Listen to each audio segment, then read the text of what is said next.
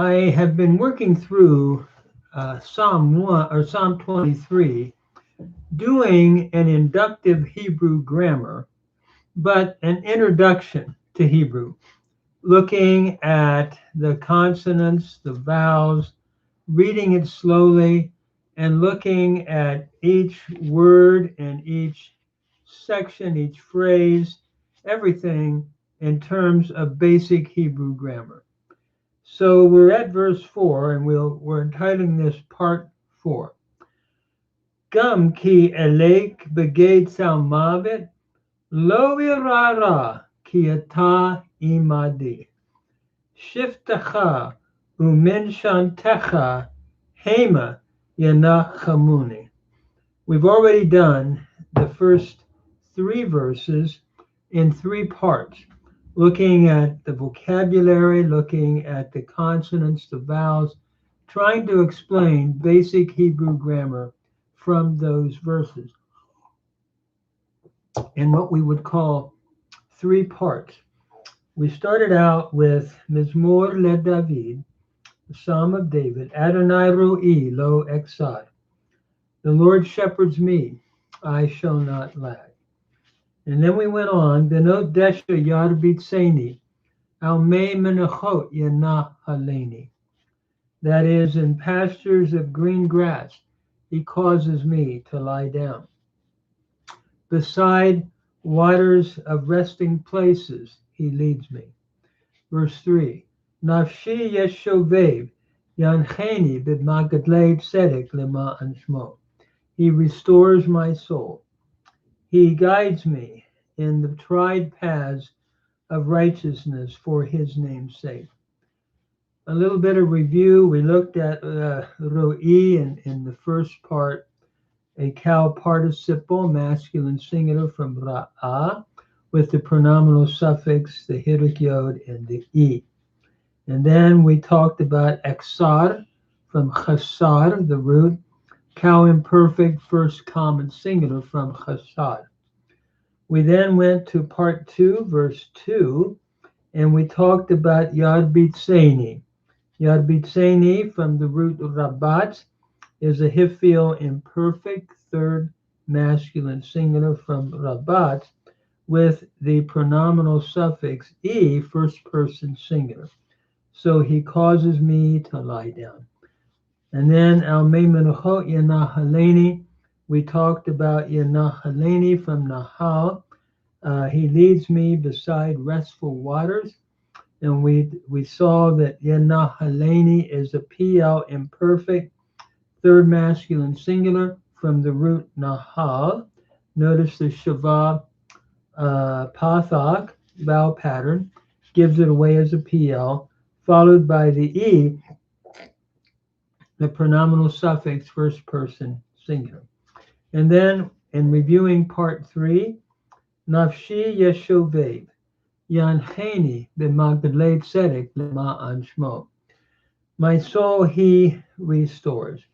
We talked about Yeshovev as a polel imperfect, third masculine singular from the middle weak verb shuv. And then Yancheni, he causes to guide me. Nacha, we talked about that as a lamed hey root where the hey has elided. And here we have a hifil imperfect, third masculine singular with the pronominal suffix E, first person singular. And notice the A, E vowel pattern, the Pathak Tseri vowel pattern, showing that we're looking at a hifil stem from Nacha. And then we're now going on to verse 3. So he guides me in the tried paths, the beaten paths of righteousness on account of his name. So we're now on part 4, verse 4. And we'll be looking at every letter, every vowel, again, by way of review, and then the basic grammar. Gum ki elek beged salmavet. Let's look at that phrase. Gum is indeed or yea. Notice we have a gamma, we have a pathak, we have a mem. We have the doggish lene in the, and we have a gimel, not a gamma, gimel, and a final mem. Notice what the final mem looks like. And then we have a pathak under the gimel. Indeed, though I walk, ki, notice we have a kaf, and then your hirik yod, your dogish lene in the kaf. Indeed, though I shall walk. Notice a lake is from the root halak, and here the hay has dropped out, and we have a tseri underneath the aleph. Uh, and so what we're looking at is a cow imperfect, first common singular from halak. Notice we have an aleph, we have a lamed, we have a final kaf, and we have a tseri under the aleph, and then a tseri under the lamed. So indeed, though I walk, begay salmavet. Notice be is your inseparable preposition be. And we have the dogish lene again in the bait. We have a shava, a vocal shava under the bait, be gay. Then we have the gimel again, and we have a seri yod and a final aleph. So indeed, though I walk in the valley of, here we have two nouns in construct, gay and salmavet. Notice salmavet is a word that means deep darkness. Notice here in this word we have a tsadi, and we have a pathak under that, short a vowel, a lamed following that sal. Underneath the lamed we have a silent shabbat, sal mavet. We have the mem, and then the comets, followed by the vav and the sigol and the final top. And salmavet means deep darkness. So even though I walk in the valley of deep darkness, and we're looking here at probably a series of mountains, and the shepherd is leading the sheep through this valley, and it can be very dark, and there can be fear because wild animals can prey there on the sheep, or thieves could steal the sheep, try to destroy them. And so even though I walk in this dark valley, and it could be applied to any time in life, any dark time that one is going through in life. And it's not just speaking of death alone, it can refer to that as well. But any dark time, any valley, even though I walk in the valley of deep darkness, lo ira ra, I will not fear evil. Notice we have a lamed, and beside the lamed we have an aleph, and we have a cholam, lo. And lo means I shall never. It means something that is ongoing, not just an immediate, like al, shut the door, and ayin lamed. But this is you shall not. Sort of like lo tignob, the Ten Commandments. You shall not steal, for example. Never steal. Never bear false witness, and so forth. So lo ira, I shall not fear. Notice the root here is yara, and here we have an aleph, and then we have a hirik yod between the aleph and the resh. We then have a resh, and we have a comets, and we have a final aleph. Lo ira, and the root is yara. In Hebrew, remember, there's two types of peyot verbs. There's the permanent peyot verb that's always there, where the yod is always there, and I would take this to be one of those. And then there's what was historically a peyvav verb, like vashav. When you go to the imperfect, it would be a shave or ye shave. He will sit.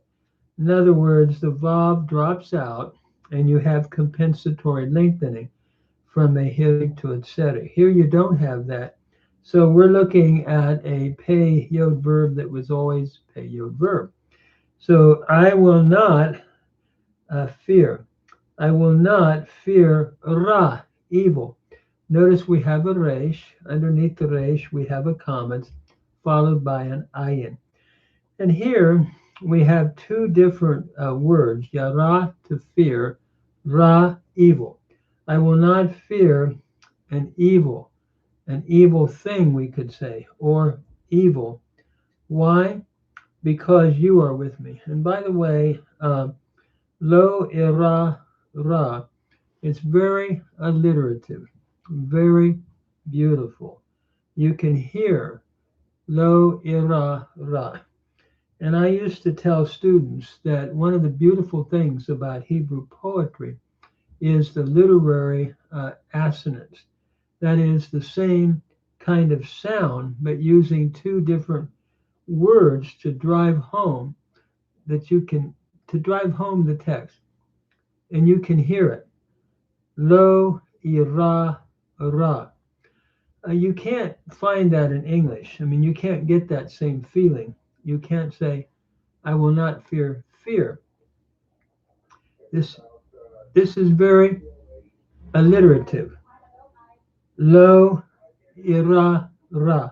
I will not fear evil. Ki ata imadi. For you are with me. Ki is your, notice it says for. Here we have a kaf. We have a doggish lene in the kaf, and then we have a hirik yod. So I will not fear evil for you. Here we have ata means you. It's a personal pronoun. Notice we have an aleph, we have a pathak, we have a tav, we have a comment, and a final hey. And notice the dogish in the tav. Historically, it was probably anta becoming atta, and where the noon historically assimilated into the tav, and we have a doubling in the tav. For the conjunction you, imadi, for you are with me. Notice here we have the ayin. Underneath the ayin, we have a hirik. Then we have the mem with a doubling. Notice that dogish, that dot in the mem shows that you double it. Ima. Underneath the mem, we have a comet, a long a vowel. Then we have a dalid, followed then by a hirik yod. So you are imadi. You are with me. And notice we have a final hirik yod, a long I vowel, and we have what is called the athnak, A-T-H-N-A-C-H, that little wishbone, meaning you pause there.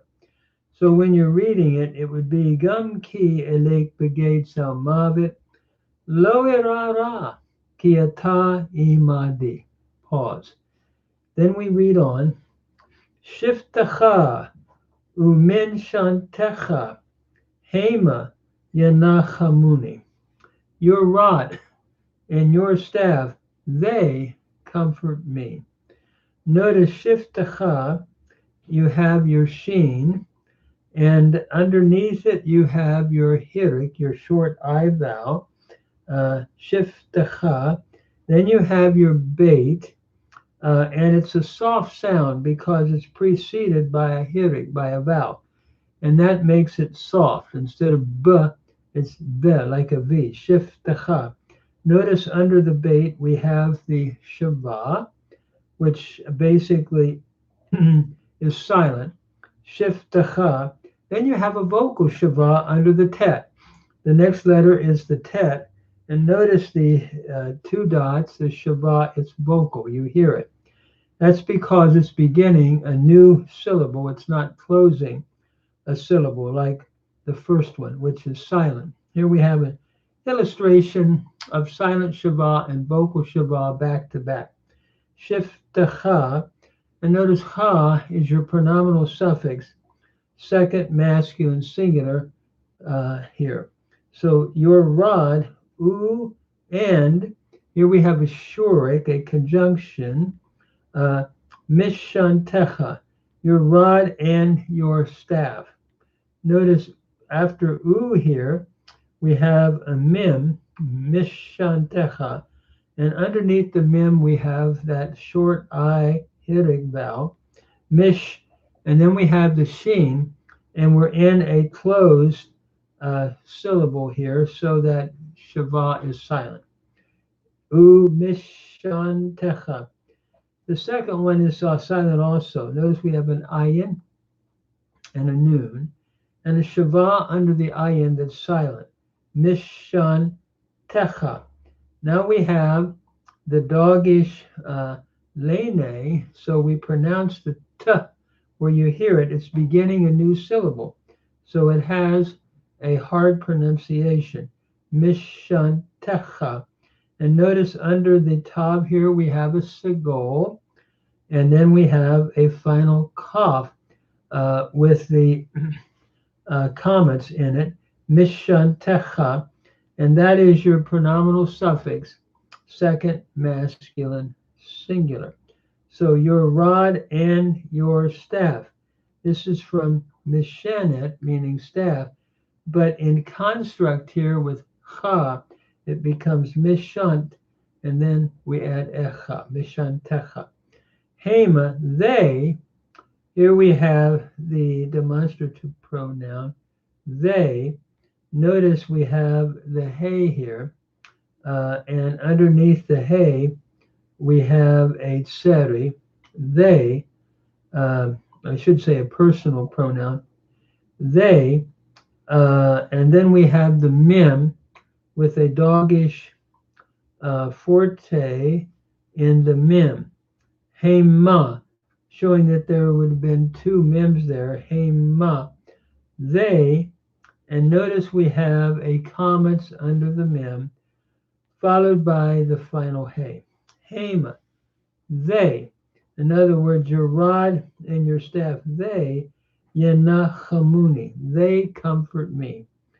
Here we have a yod, and underneath the yod, we have a shava again, followed by a noon, and underneath the noon, we have a patha.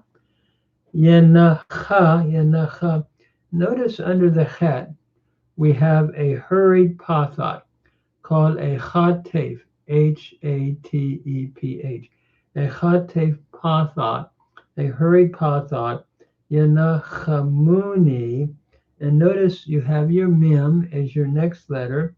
Underneath the mem, you have the u vowel, the kibbutz, Kibbutz with a dot under it, Yenachamuni, followed then by E again, and the hinge in the noon, and the hirik yod basically is your pronominal suffix first person singular. So shiftecha uminshantecha hema yenachamuni, your rod and your staff, they comfort me.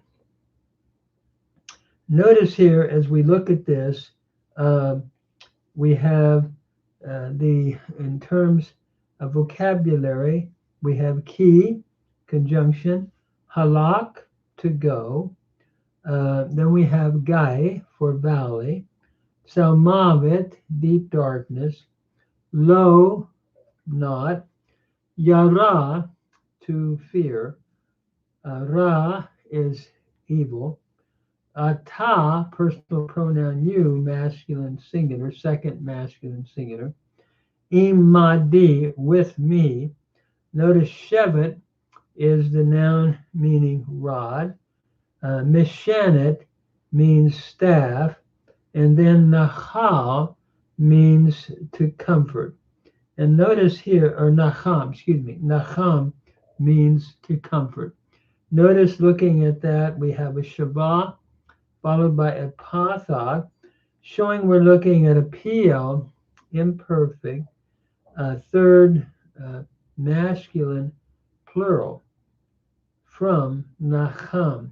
And that kibbutz gives it away under the mem. as a third masculine plural. So your rod and your staff, they comfort me. So this is a little bit of the grammar that I'm trying to teach inductively with vocabulary. A little bit about the commentary. Notice the beautiful picture here is that the Lord is with, as a shepherd, David, and with all of us in the dark valleys of life. And this is looking at a valley where the sun is blocked and it's dark and it's scary. And he said, I will not have to fear, lo ira ra ki ata imadi, for you are with me. It's interesting. I remember when we studied this in my graduate studies a number of years back, that we counted all of the consonants in this verse or in this passage, and the middle part of it is lo irara kiata imadi. In other words, this is sort of put forth in the center as the emphasis of it all. I will not fear evil, for you are with me. And I thought about the New Testament, where Jesus said, lo, I am with you always, even unto the end of the age. And so for a believer in Jesus, there's that assurance as Savior that he promises to be always with us. And he said he's the good shepherd in John chapter 10, and that nothing can ever sever us from his love in Romans chapter 8.